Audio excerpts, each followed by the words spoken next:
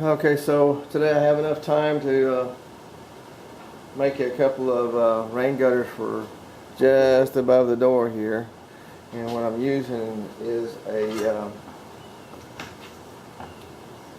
I can't find my one with the sticker on it. Here it is.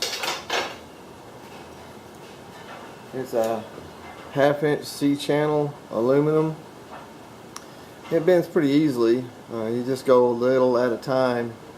Otherwise, all those marks right there, they'll sand out, sand and buff. So pretty much what you do is find you a spot like I have found on my table saw, and just start going a little bit at a time.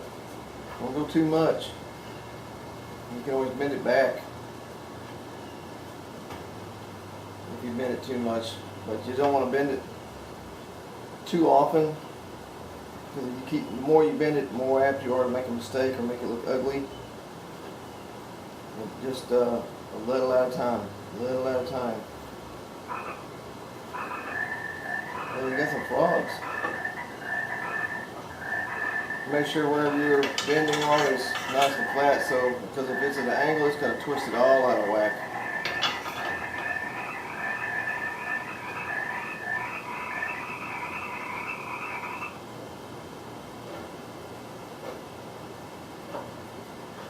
Now once you get the whole thing done, you can measure it against your arc and see how close you are, see if you like it, if it's satisfactory.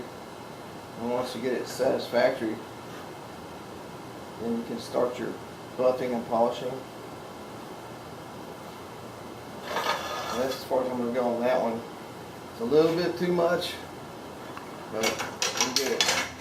Alright, once you get it to the arc that you like, and you test fit it, and it looks pleasing to you up here, and pretty much what you can do is you can take it and lay it out on a flat surface, someplace easy to work. Get you some 220 paper, and then start sanding it until it looks like one of those old 70s polished aluminum mag wheels. Start seeing a little aluminum dust. There you go. And then you take your Scotch-Brite and start buffing with that Scotch-Brite until you get the surface that you like. It does, as you can see, it doesn't take much time or much effort. The more effort you put into it, the more polish you can get it. If you want it shiny like chrome, that's possible.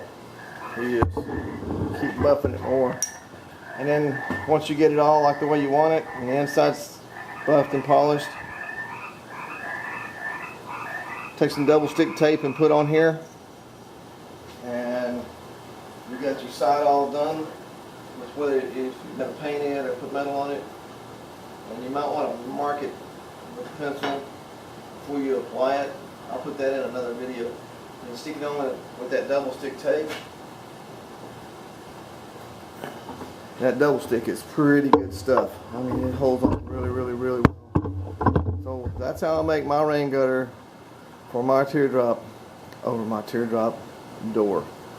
I got the lid on there as a mock-up window. The window's going to be a little bit bigger. That's about 12 inches across. It's going to be, I think, 16 inches across. A static lens, static glass, and then I'll have a different means for vent. Alright, thanks for watching. Please hit that like button and subscribe. I would appreciate it.